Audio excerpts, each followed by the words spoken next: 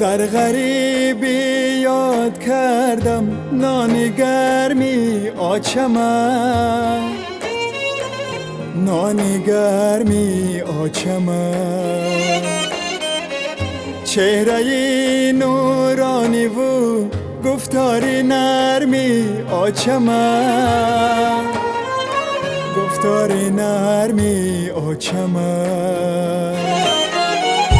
هرگاه با نازیفه زندی دلم گم میزند، هرگاه با نازیفه زندی دلم گم میزند.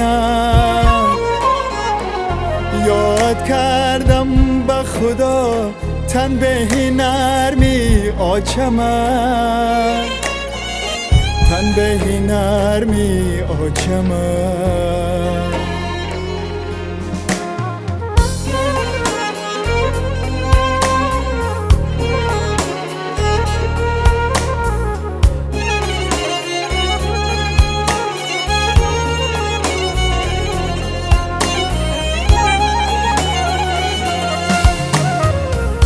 بچگویی های تو من را جگر خون میکند، گریه های تو مرا از خنده محروم میکند.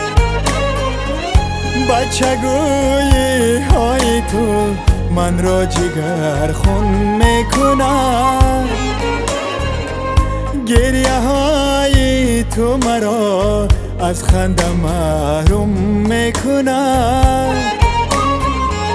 این چه قسمت در غریبیم دور از خاک وطن، این چه قسمت در غریبیم دور از خاک وطن. بچت ناچار را این خانه را گم میکند، بچت ناچار را این خانه را گم میکند.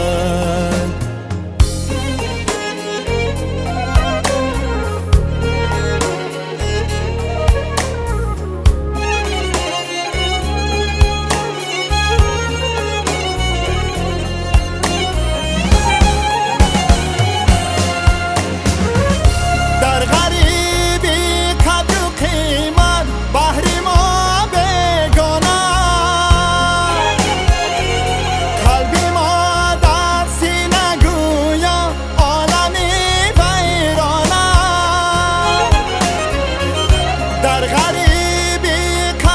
قیمت بحری ما بگانه،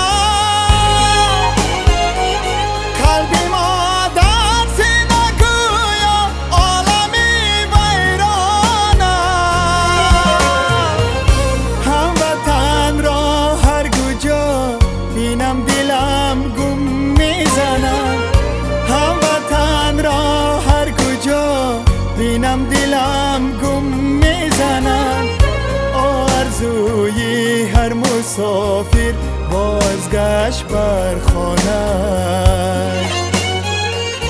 بازگشت بر خانه.